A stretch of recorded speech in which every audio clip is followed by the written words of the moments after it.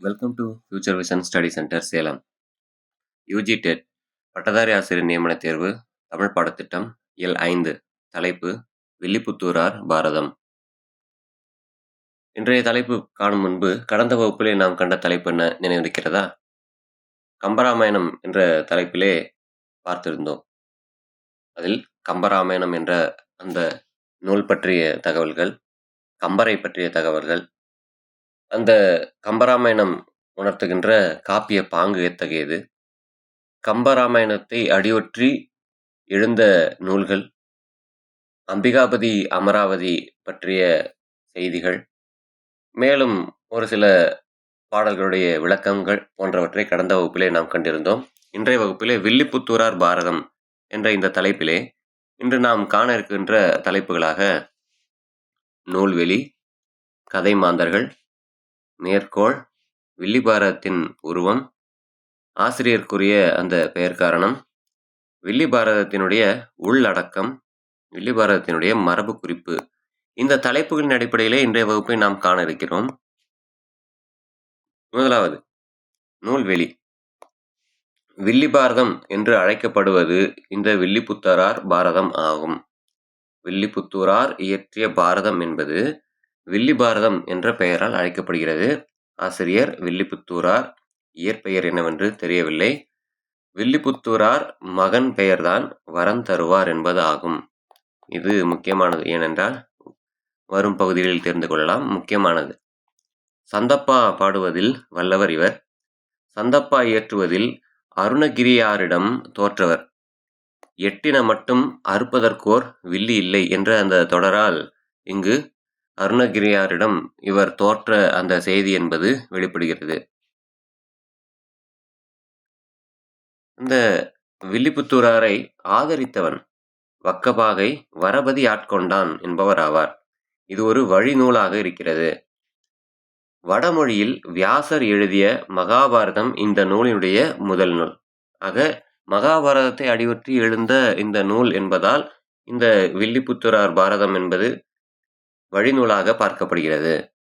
5ஆம் வேதம் எனப்படுவது மகாபாரதம். இதனை நினைவு வைத்துக் கொள்ள வேண்டும். 5ஆம் வேதம் என்று அழைக்கப்படக்கூடிய நூல் எது என்றால் மகாபாரதம். வில்லி பாரதத்திற்கு பாயிரம் எழுதியவர் வரம் தருவார். வரம் தருவார் என்பவர்தான் இந்த நூலுக்கு பாயிரம் எழுதியிருக்கிறார். 10 பருவம், 4350 பாடல்களை கொண்டதாக இந்த வில்லி பாரதம் என்பது இருக்கிறது. நாட்டு வர்ணனை, நகர வர்ணனை இன்றி கதையை நேரே தொடங்குகிறார். வியாசர் பாரதத்தில் 18 பருவங்கள் உள்ளன. முதல் 10 பருவங்களை மட்டுமே வில்லி பாரதத்தில் இவர் பாடியிருக்கிறார். பிற பருவங்களை எழுதியவர் அரங்கநாத கவிராயர் என்பவர் ஆவார். பாரதம் குருகுல வம்ச கதையை கூறுகிறது. குருகுல வம்ச கதை, பாரதம் எந்த வம்சத்தினுடைய கதையை கூறுகிறது என்ற அந்த செய்தியும் கவனித்துக் கொள்ள வேண்டும். குருகுலத்தை சந்திர வம்சம் என்றும் கூறுவர். திருதராஷ்டிரன் தம்பிகள் பாண்டு, விதுரன் என்பவர் ஆவர். திருதராஷ்டிரன் அமைச்சன் பெயர் விதுரன். திருதராஷ்டிரன் பாட்டன் பீஷ்மன். ஆக இந்த கதை மாந்தர்கள் யார் யார், அவர்களுடைய உறவு முறைகள் என்னென்ன, இவர்களையும் பார்த்து கொள்வது நல்லது. திருதராஷ்டிரன் மகன் துரியோதனனை உள்ளிட்ட 100வர். ஆக திருதராஷ்டிரன், அவனுடைய மகன்கள் துரியோதனன் உள்ளிட்ட மொத்தம் 101 பேர் என்பது நினைவு வைத்துக் கொள்ள வேண்டும். பாண்டுவின் மனைவியர் யார் யார் என்றால் குந்தி, மாத்திரி. மாத்திரி என்ற பெயர் மித்திரை என்றும் கூறுவார். ஆக பாண்டுவின் மனைவியர் குந்தி, இன்னொன்று மாத்திரி. குந்தியினுடைய புதல்வர்கள் 3 பேராக கூறுவார்கள். தருமன், பீமன், அர்ஜுனன். இந்த 3 பேருமே குந்தியினுடைய புதல்வர்களாக கூறப்படுகிறார். மாத்திரியின் புதல்வர்களாக 2, நகுலன், சகாதேவன். குந்திக்கு திருமணம் நடைபெறுவதற்கு முன்பு சூரியனுக்கு குந்தியிடம் பிறந்த மகன்தான் கர்ணன். ஆக கர்ணன் எவ்வாறு, அவனுடைய பிறப்பு எப்படி என்றால் குந்தி திருமணம் நடைபெறுவதற்கு முன்பு சூரியனிடம் ஒரு மந்திரத்தை கூற, அந்த மந்திரத்தால் பெற்ற குழந்தைதான் கர்ணன் என்பது. குந்திக்கு திருமணம் முடித்த பின் பாண்டு அரசனுக்கு வம்ச விருத்திக்கு சாபம் காரணமாக ஒரு தடை இருந்தது. அந்த வழி இல்லாமல் போகவே, அந்த சாபம் நீங்குவதற்காகவே விழி இல்லாமல், அந்த ஒரு வாய்ப்பில்லாமல், வழி இல்லாமல் போகவே யமனுக்கு பிறந்தவனாக தருமன் இருக்கிறார். ஆக அந்த சாபத்தினால் குழந்தை பேறு இல்லாமல் கஷ்டப்படும்போது ஒரு பாண்டு அந்த மன்னனுக்கு ஒரு சாபம் இருந்தது. காட்டில் அவன் வேட்டையாடும்போது மான் வடிவில் உறவு நிலையில் இருந்த கிந்தம முனிவரையும் அவரது மனைவியையும் அறியாமல் பாண்டு கொன்று விடுகிறார். பாண்டு எந்த பெண்ணை தொட்டாலும் உடனடியாக இறந்து போவார் என்று அவருக்கு சாபம் விளைந்தது. பாண்டு தனது இரு மனைவிகளான குந்தி மற்றும் மாதிரியுடன் உடல் ரீதியான உறவு கொள்ள முடியாத நிலை என்பது ஏற்பட்டது. அதனால் அவருக்கு குழந்தைகளே பிறக்காது என்ற ஒரு நிலை உருவானது. குந்திக்கு தெரிந்த மந்திரத்தின் மூலம் தேவர்களை அழைத்து, அதாவது யமன், வாயு, இந்திரன், அஸ்வினி தேவர்கள் போன்றவர்களை அழைத்து பாண்டவர்கள் அவர்கள் பிறந்தனர். பின்னர் பாண்டு சாபப்படி மாத்திரையுடன் இணையும் போது உயிரிழந்தார் என்ற அந்த கதை என்பது கூறப்படுகிறது. அவ்வகையிலே யமனுக்கு பிறந்தவனாக தர்மன் என்பவர் இங்கு கூறப்படுகிறார். வாயு என்ற அந்த வாயு பகவானுக்கு பிறந்தவராக பீமன் என்பவர். ஆக யார் யார் எந்தெந்த தேவருக்கு பிறந்தவர் என்பதனையும் நினைவு வைத்துக் கொள்ள வேண்டும். வாயுவுக்கு பிறந்தவர் என்பவர் இங்கு பீமன். அனுமனும் வாயு புத்திரனாகத்தான் பார்க்கப்படுகிறார். இந்திரனுக்கு பிறந்தவனாக அர்ஜுனன் பார்க்கப்படுகிறார். திருமணத்திற்கு பின் மாத்திரியிடம் அக்னி தேவர்களுக்கு பிறந்தவர்கள்தான் நகுலன், சகாதேவன் என்பவர் ஆவர். துரியோதனின் மனைவி பானுமதி என்பவளாவாள். கர்ணனின் மனைவி காஞ்சனமாலை. கர்ணன் என்பவனின் மனைவி பெயர் என்ன? துரியோதனன் என்பவனின் மனைவி பெயர் என்ன? பீமனால் இறந்தவர்கள் இடும்பன், பகாசூரன், சராசந்தன், கீசகன், துரியோதனன் என்ற இவர்களாவர். பாண்டவர்கள் ஓராண்டு மறைந்திருந்த நாடு விராட நாடு. வனவாசமாக சென்றபோது ஓராண்டு மறைந்திருக்க வேண்டிய ஒரு சூழல். அந்த ஓராண்டு அவர்கள் மறைந்திருந்த நாடு என்பது விராட நாடு.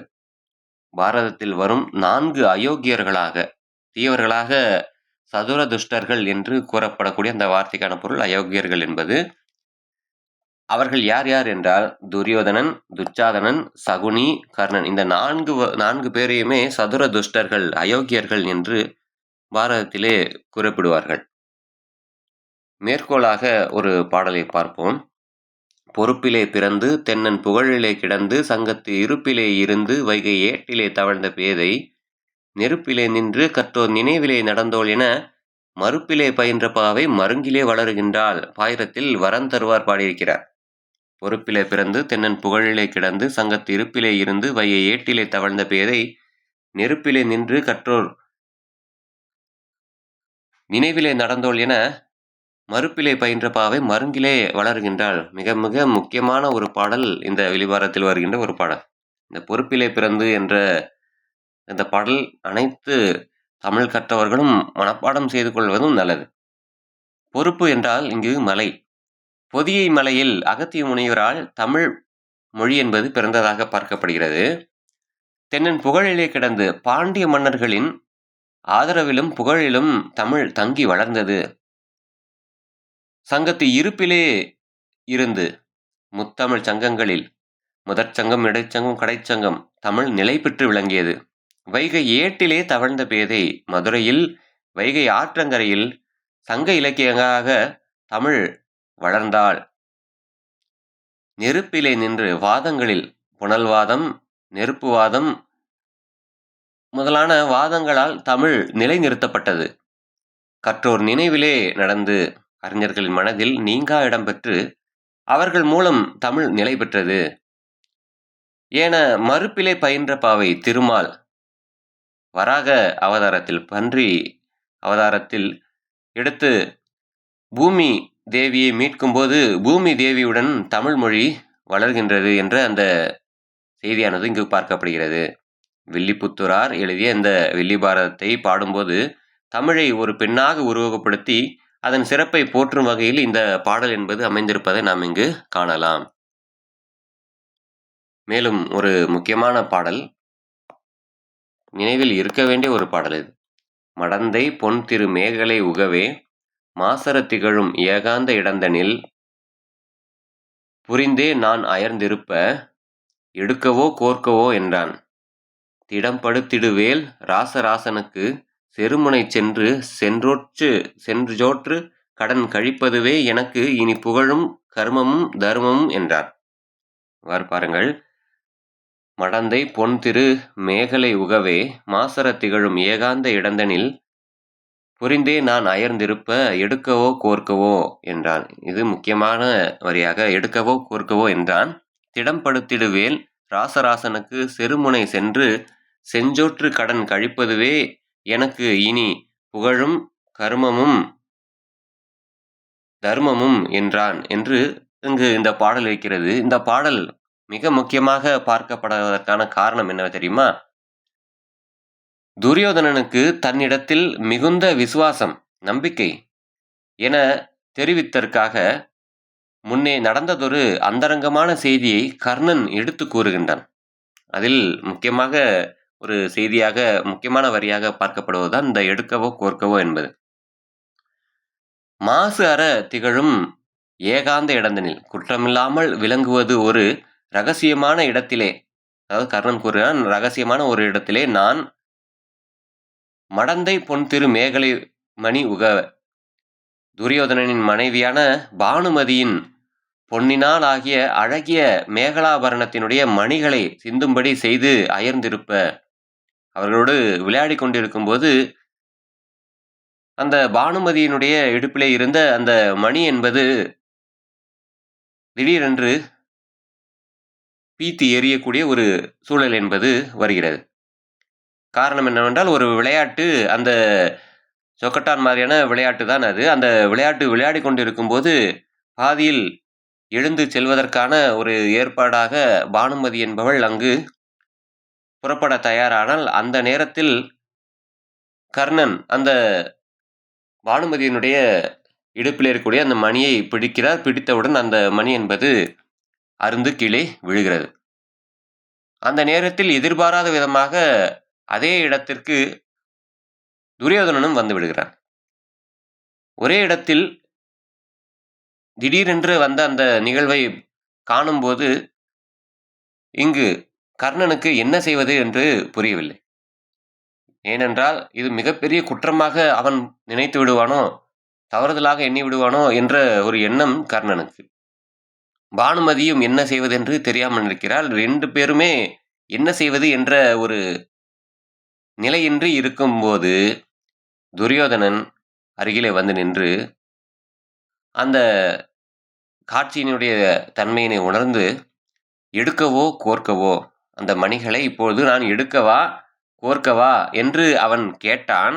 அந்த நிலையிலே அவன் கேட்ட அந்த கேள்விகள் எனக்கு அச்சம் நீங்கும்படி அன்போடு இருந்தது. வேலில் வல்ல துரியோதனனுக்கு திடம் படுத்திட உறுதியை உண்டாக்குவதற்கு செருமுனை சென்று போர்க்களத்திலே போய் செம்சோறு கடன் கழிப்பதுவே, செவ்வையாக அந்த சோற்றுக்கு உரிய கடனை தீர்ப்பதற்கே எனக்கு இனி புகழும் கர்மமும் தர்மமும், எனக்கு இனிமேல் கீர்த்தி தருவது, அதாவது புகழை தருவதும் செய்யத்தக்க தொழிலும் அறமுமாக இருக்கக்கூடியது. இனிமேல் நான் அவனுக்காக இருப்பது, அவனுக்காக போரிடுவது, அவனுக்காக நான் என் வாழ்வை கழிப்பதுவே என்று இங்கு கர்ணன் கூறுவதாக இந்த பாடல் என்பது இருக்க காணலாம். 7 பிறப்பிலும் இல்லை என்று இறப்பார்க்கு இல்லை என்று உரையா இதயம் நீ அளித்தருள் என்று இங்கு இதுவும் ஒரு முக்கியமான வரிதான். ஏனென்றால் வரம் அத்தகையதாக இருக்கக்கூடியது. எந்த வரம்? யாருக்கு வரம்? ஒன்றுமில்லை.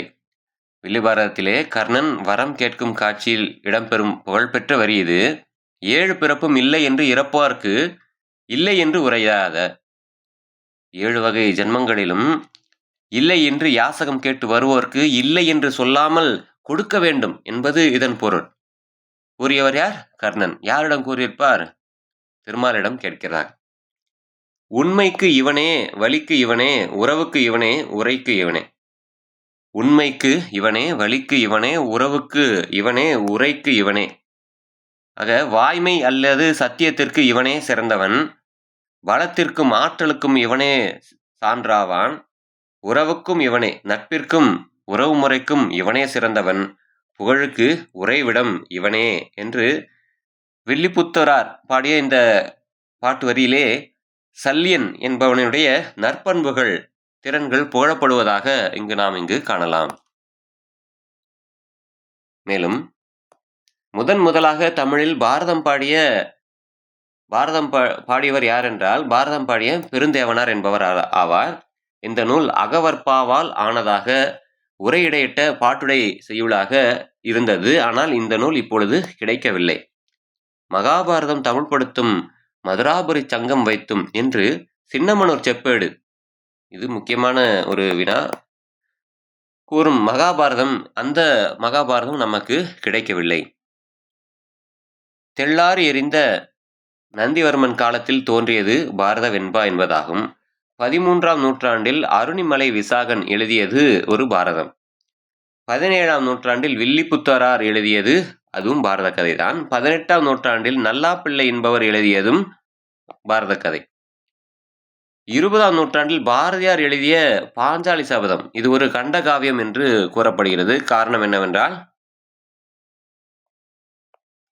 ஒரு குறிப்பிட்ட பழைய இதிகாசங்கள் அல்லது புராண காப்பியங்களில் உள்ள ஒரு குறிப்பிட்ட பகுதியையோ, ஒரு சிறு கதையையோ அல்லது ஒரு கதாபாத்திரத்தின் வாழ்க்கையையோ மட்டும் மையமாக கொண்டு கால வேறுபாட்டிற்கு ஏற்ப புதுமைகளையும் மாற்றங்களையும் சேர்த்து படைக்கப்படுவதுதான் கண்டகாவியம் என்று அழைக்கப்படுகிறது.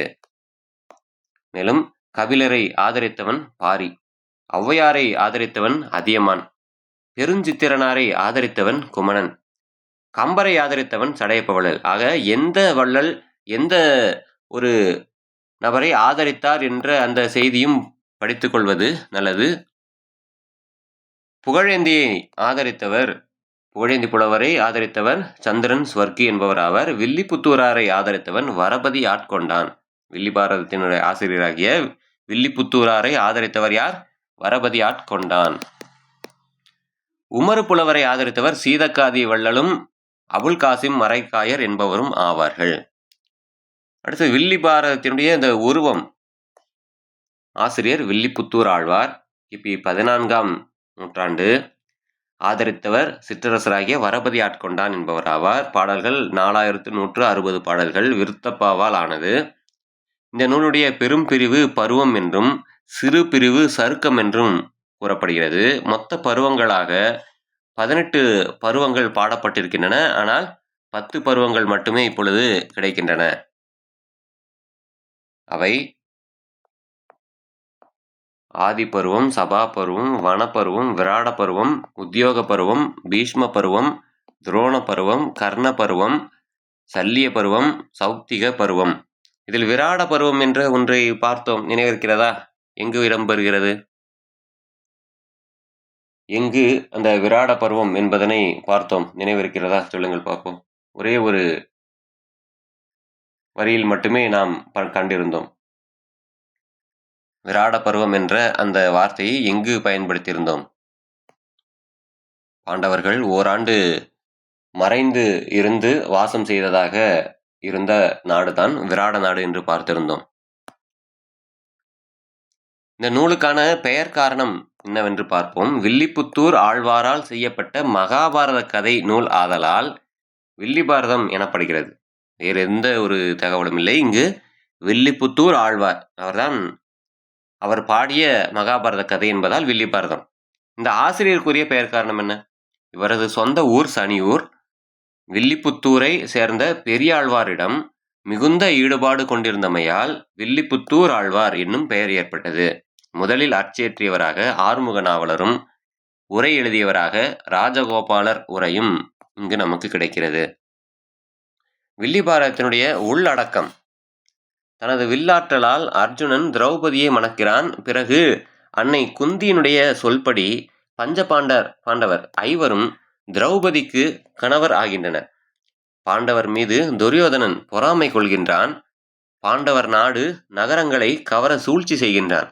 எனவே புதிதாக சபா மண்டபம் ஒன்றனை அவன் கட்டுகிறான்.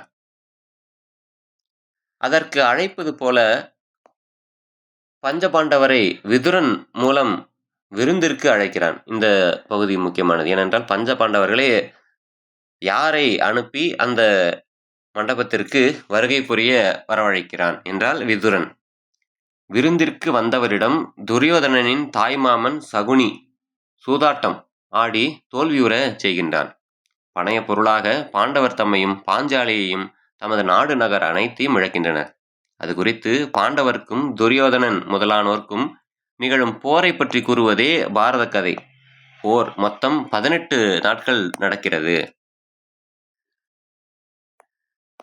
சூதில் தோற்ற தருமன் தன் மனைவி, மக்கள், தம்பியர் அனைவரோடும் 12 ஆண்டுகள் காட்டிலே இருக்க வேண்டும். அதன் பிறகு ஓராண்டு மறைவு வாழ்க்கை, அஞ்ஞாத வாசமாக இருக்க வேண்டும் என்பது ஏற்பாடு. அதன்படி காட்டு வாழ்வு முடிந்த பிறகு விராட நாட்டில் ஓராண்டு மறைந்து வாழ்கின்றனர். இப்பகுதி காப்பியத்தின் அவல நிலையினுடைய உச்சமாக இருப்பதனை நாம் அங்கு கதையினை படிக்கும்போது தெரிந்து கொள்ளலாம். பாரதத்தில் கண்ணனே கதை தலைவன் போல் தோற்றம் தருகின்றான். காப்பிய சிக்கலுக்கு மூலமாக இருந்து காப்பியத்தை நடத்தி நிறைவு செய்யும் தருமன் பாரத கதையினுடைய நாயகனாக பார்க்கப்படுகிறார். தன்னை பெற்ற தாய் குந்தியால் கைவிடப்பட்டவன்தான் கர்ணன். தன் பிறப்பினை அறியாது அவமானப்பட்டவன் அவன். கர்ணனுக்கு அடைக்கலம் கொடுத்து அவனை மன்னனும் ஆக்கி மதிப்புடன் நடத்தியவன் துரியோதனன். எனவே துரியோதனன் மீது நட்புக்கும் மேலாக செஞ்சோற்று கடன் உணர்வும் கர்ணன் கொண்டிருந்தான்.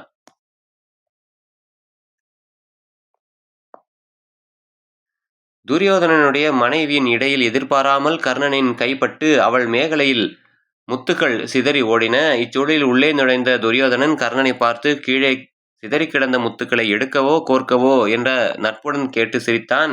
இப்பகுதி நட்பின் இலக்கணத்தை நயமுடன் கூறும் பகுதியாக இருக்கிறது. அதனை கூறக்கூடிய பாடல்தான் இது. மடந்தை பொன் திரு மேகலை மணி உகவே மாசர திகழும் ஏகாந்த இடந்தனில் புரிந்தே நான் அயர்ந்து இருப்ப எடுக்கவோ கோர்க்கவோ என்றான். திடம்படுத்திடுவேல் ராசராசனுக்கு செருமுனை சென்று செஞ்சோற்று கடன் கழிப்பதுவே எனக்கு இனி புகழும் கருமமும் என் தர்மமும் என்றான் கர்ணன். யாரை பார்த்து? துரியோதனை பார்த்து கூறியிருப்பான். வில்லிபாரதத்தினுடைய மரபு குறிப்பு. மகாபாரத பருவங்களில் வில்லிபுத்தூராரால் எழுதாமல் விடுக்கப்பட்ட பருவங்கள் மொத்தம் 8. அவையாவன ஸ்திரீ பருவம், சாந்தி பருவம், அனுசாசன பருவம், அசுவமேத பருவம், ஆரம பருவம், மௌசல பருவம், மகாபிரஸ்தான பருவம், ஸ்வர்காரோஷண பருவம் போன்ற பருவங்கள் எழுதாமல் விடுக்கப்பட்ட பருவங்களாக பார்க்கப்படுகின்றன. இந்த வில்லிபாரதம் என்ற இந்த நூலுக்குரிய மூல நூல்களாக வியாசர் வடமொழியில் எழுதிய மகாபாரதமும் அகத்திய பட்டர் வடமொழியில் எழுதிய பாலபாரதமும் இருக்கின்றன. மகாபாரதத்தில் வரும் கிளைக்கதைகள் வில்லிபாரத பகுதியில் வருகின்றன. அவையாளாவன புரூரவசு கதை, யயாதி கதை, சிசுபாலன் கதை, நிவாத கவச காலகேயர் கதை போன்ற கதைகள் மகாபாரதத்தில் வருகின்ற கிளை கதைகள் எவை என்பதையும் நினைவு வைத்துக் கொள்ளுதல் நல்லது. யயாதி விலாசம் என்னும் பெயரில் உள்ள நாடக நூல் சுவடி 1 சென்னை அரசினர் கீழ்த்திசை சுவடி நூலகத்தில் உள்ளது. நிவாத கவச காலகேயர் நாடகம் என்றொரு சுவடியும் அதே நூலகத்தில் உள்ளது. கம்பரை வழியில் முடிசூட்டும் நிகழ்வோடு காப்பியம் நிறைவு பெறுகிறது. அறம், பொருள், இன்பம், வீடு ஆகிய 4 உறுதி பொருள்கள் வில்லிபாரதத்தில் இடம் பெற்றுள்ளன.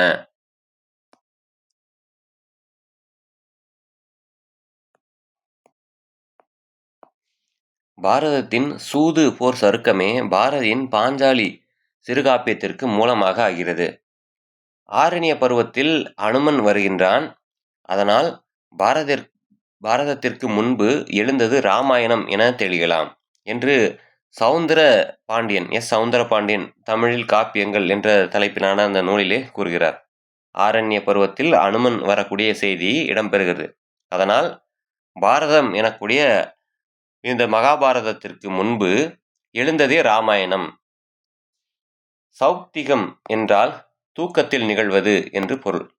கண்ணன் என்றால் கர்ணன். ஆக இந்த கண்ணன் என்பதற்கும் அந்த டன்னகரம் வருகின்ற அந்த கண்ணனுக்கும் வித்தியாசம் புரிந்து கொள்ளுங்கள். இந்த ரன்னகரத்தில் வருகின்ற கண்ணன் என்றால் கர்ணன் என்ற பொருளிலே பயன்பாடு உள்ளது. மேலும் யமதர்மன் அருளால் பிறந்ததால் பாண்டவருள் மூத்தவன் தருமன் எனப்பட்டான். இவனுக்கு உதிட்ரன், அஜாதசத்ரு என்னும் பெயர்களும் இருக்கின்றன. ஆக தருமனுக்கு வழங்குகின்ற வேறு பெயர்கள். கர்ணன் பஞ்சபாண்டவர்களுள் மூத்தவன், சூரியனுக்கும் குந்திக்கும் பிறந்தவன் கர்ணன் என்பர். துரியோதனன் தருமனுக்கு இளையவன், பீமனுக்கு மூத்தவன். திருதராட்டனுக்கும் காந்தாரிக்கும் பிறந்தவர்கள் துரியோதனன் முதலிய 100 பேர். இரு குடும்பத்தாருக்குள் ஏற்பட்ட உறவு முறை சிக்கலே இந்த பாரத கதையாக இருக்கிறது. இதுவரையில் பார்த்த இந்த பகுதியில் அடிப்படையில் ஒரு சில வினாக்கள். 5ஆம் வேதம் எனப்படுவது எது? 5ஆம் வேதம் என்று அழைக்கப்படுவது எது? சரியான பதில் மகாபாரதம். பஞ்சபாண்டவர்களில் யமனுக்கு பிறந்தவனாக கூறப்படுபவர் யார்? பஞ்சபாண்டவர்களிலே யமனுக்கு பிறந்தவனாக கூறப்படுபவர்கள் யார்? சரியான பதில் தருமன்.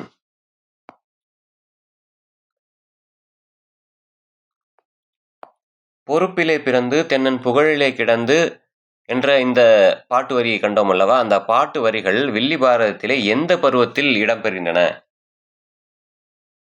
எந்த பகுதியில் இடம்பெறுகின்றன? சரியான பதில் பாயிரத்தில் இடம்பெறுகின்றன. பாடலை வரந்தருவார் பாடியிருந்தார் என்று கண்டிருந்தோம். வில்லிபுத்தூராரை ஆதரித்தவன் யார்?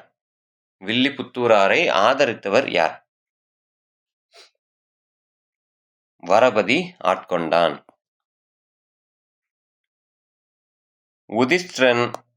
உதிட்டிரன், அஜாதசத்ரு என்னும் பெயர்களை கொண்டிருந்தவன் யார்? உதிட்டிரன், அஜாதசத்ரு என்னும் பெயர்களை கொண்டிருந்தவன் யார்?